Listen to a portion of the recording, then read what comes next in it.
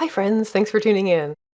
A few weeks ago, I did a video about the basics of S3, link above and below, and I've had a couple requests for another video about how to share files in S3.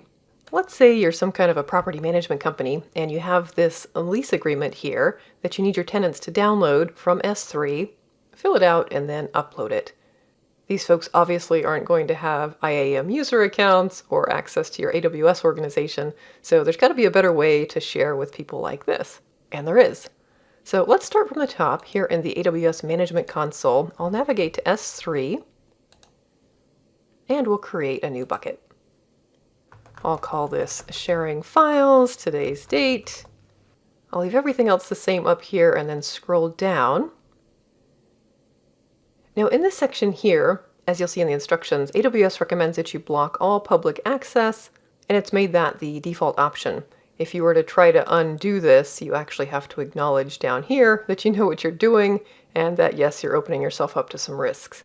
We won't get into all the details of that. Let's just agree that we are going to block all public access and then move along. I'll leave everything else the same and create bucket. All right, now navigating to that bucket, let me go upload that lease document. So upload, I'll just drag this over and upload. All right. So here's where the problem begins. Let's say you click into your lease agreement and you see this object URL here. Let me just copy that. And if we were to come up to a new tab and try to navigate there, you'll see that you get this access denied, which is by design because we have blocked all public access. If you click around on some other things, you'll eventually find out that if you go to open, that works. I get prompted to download it. Just cancel out of that. And you'll find that if you hit the download button, you actually get the same behavior, or it works just fine. And the reason that works is because behind the scenes, AWS is generating what's called a presigned URL, which grants permission to the file for a limited amount of time. In fact, if you go up to Object Actions, you can actually do that yourself, share with a presigned URL. If we click that, we can set the expiration interval. The maximum amount of time for this is 7 days, so if you need something longer than that, you'll need to go with an option like CloudFront, which is Amazon's content delivery network. But let's say for what we're doing, we're good for 1 minute. We'll create presigned URL, and doing that will automatically copy it to your clipboard. So now if we open up a new tab and navigate there, we'll get that same behavior of being prompted to download the file. So in short, a presigned URL is going to give users access to an object in your bucket without requiring them to have AWS security credentials or permissions. It actually signs the URL with your credentials, or whatever credentials you use when you create it, so you're effectively temporarily granting them the same access that you have on that object, which obviously means that you have to have those permissions yourself. And you might be saying, well, that's all well and good, but I can't come into the console every time and copy that URL. How is this going to work in the real world? How do we do it programmatically? Well, I'm glad you asked because there's an SDK or software developer kit for that, and you can code it right into your application. I've included a link to this below in the description, but this is Amazon's documentation for how this works. And if you scroll down here, there's information for the different SDKs. You'll see their support in .NET, Go, Java, PHP, and Python, which is the one I'm going to be focusing on in this video. But here in the code, you'll see it's pretty simple, and we'll actually go implement this in just a minute. But this method is called generate presigned URL. You just need to pass in client method. Here we're using getObject, so this would be for a user who needs to download a file like that lease document. But there's also support for put and post. If you click on this link here, there's documentation for that. You also need to specify the bucket name and the name of the object you're trying to download. Then you specify the expiration, which is the number of seconds the URL is good for, 3,600 seconds in our case, or 1 hour. And it's really that easy. So let's go do this live. I've got a Cloud9 environment set up for this. Cloud9, of course, is Amazon's integrated development environment, or IDE, but you can use an SDK in another language, or you can use your favorite tools or IDE, whatever your preference is. But all I need to do here, this is a brand new environment. I just need to install Bodo 3, which is that Python SDK. And then we'll come up to File, new file. I'll save this as sharingfiles.py for Python. And then I've got some code on my clipboard.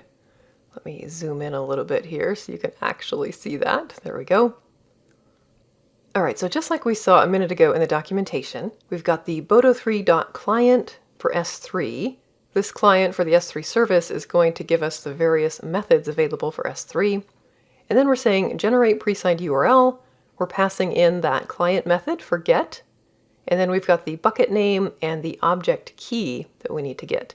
Now I'm keeping this really simple. We're going to go out and manually get those for this demo. But in the real world, you'd write some code to go get the bucket name, get the object key, and then pass those in here as parameters. But doing it the manual way, let's come over to the console here. Our bucket name is going to be this right here, sharing files. Just paste that in for bucket name. And then the object key, this is on the actual lease document that we uploaded. That's going to be right down here, basically the name of your document. You can copy this key. We'll put that right here. We'll leave the expiration in 1 hour, basically, and then all we're going to do is print out the URL. All right, let me go ahead and run. Let me zoom out a little bit now.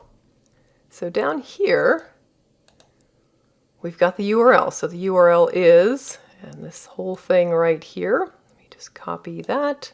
I think I got an extra space in there. There we go. Copy that to the clipboard, open up a new tab. And there we go, we're prompted to download the document. Now, once again, in the real world, you'd put this URL on the user interface, maybe send an email or something like that. But for this video, I really just wanted to show you the code that you need to create the pre-signed URL, which is this. Now, just a couple of notes. Remember I said earlier that the URL is signed with my credentials. Because I'm working in an EC2 environment in Cloud9, those credentials are actually being managed on my behalf by AWS, so I didn't have to enter anything here. But there are several ways to handle credentials when you create the Boto client if you're using Python. And this really is not the point of the video, but I'll include a link to this documentation below in the description. But there's lots of good information down here about ways to pass in your credentials in case you need it. All right, before we wrap up, let's go delete that S3 bucket. I'll select it here, hit delete. Because it's not empty, I need to go ahead and do that. We'll say permanently delete. This is going to delete everything in the bucket. Just trying to save you some money here. If you were following along, you'll want to do this on your end as well. And then delete bucket configuration, which will actually delete the bucket itself. And there we go. I was also using Cloud9. If you happen to do that yourself, make sure to shut this environment down as well. So go ahead and delete to get rid of any surprise charges on your bill. All right, that's it. That's the basics of sharing files on S3 with users who don't have AWS permissions. If you found it helpful, consider hitting that like button and also think about subscribing for more content like this. Thanks so much for watching.